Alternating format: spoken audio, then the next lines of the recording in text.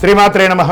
సద్గురు జ్యోతిష్యాలయం వారి యొక్క విశ్వావసునామ సంవత్సర 2025 మార్చి 29 నుండి మొదలు పెడితే మళ్ళీ 2026 మార్చి 28 వరకు వచ్చే ఈ తెలుగు నూతన సంవత్సరంలో వచ్చినటువంటి సంవత్సర రాశి ఫలితాలని మనం ఇప్పుడు తెలుసుకోబోతున్నాం.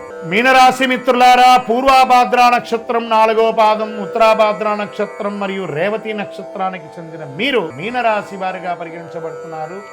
ఈ యొక్క విశ్వావసునామ సంవత్సరం శుభాశుభ ఫలితాలు ఎలా ఉన్నాయి? ఈ సంవత్సరం శని వ్యయ జన్మ అంటే ద్వితీయంలోకి వచ్చాడు. శని భగవానుడు జన్మ నుంచి ద్వితీయంలోకి వచ్చాడు. జాగ్రత్తగా ఉండాలి. సంచరిస్తున్న కాలం మిక్కిలి శ్రమకారకమైనటువంటి కాలం. ఆరోగ్య లోపాలు, శస్త్రచికిత్స, బంధు వైర్యములు, గృహచిత్రములు, వృధా వ్యయములు కలుగుతుంది. వ్యవసాయములందు చిన్న చిన్న నష్టములు, మానసిక అశాంతి, ఆందోళన, వృధా వాదనలు చోటు చేసుకుంటాయి. తేజోహాని, మతిభ్రంశం, భయం, అన్ని రకాలుగా ఇబ్బంది అవుతుందని కూడా చెప్పడం జరుగుతుంది. శని బలం ఎక్కువగా ఉండొచ్చు, అంత బాధ ఉండకపోవచ్చు. కార్తీక మార్గశిరం ఎందు మాత్రమే గురువు పంచమ రాశిలో సంచరించడం వల్ల శుభం. అందుచే కొంతవరకు పరిస్థితులు అనుకూలించడంతో పాటు పుత్రవృద్ధి, సుజన ప్రవృద్ధి, ప్రభు అనుకూలత కదా. గురు భగవానుడు యోగిస్తున్నాడు. మిగిలిన సమయంలో తృతీయ చతుర్థ రాశుల్లో సంచరించడం వల్ల శ్రమ అధికంగా ఉంటుంది. ఉద్యోగ భంగం, వృధా వైర్యం ఇవన్నీ కూడా జరుగుతుంది.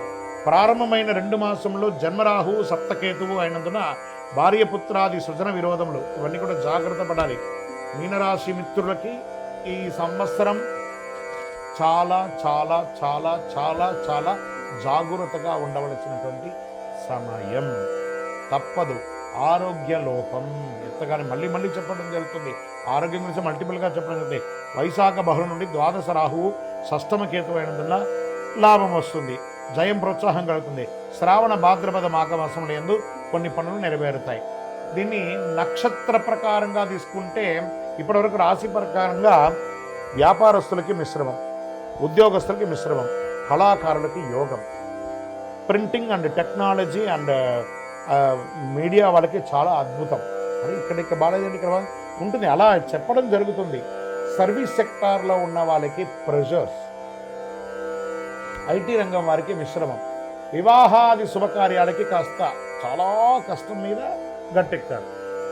ఉద్యోగం లేని వారికి ఉద్యోగమే లేకపోతే ఏదో ఒక ఉద్యోగం వస్తుంది కదా, వచ్చిన ఉద్యోగాన్ని వదులుకోకండి, జాయిన్ అవ్వండి, అట్లీస్ట్ ఫ్రీ అవ్వండి మెంటల్గా. ఇది మీకు బాగుంటుంది.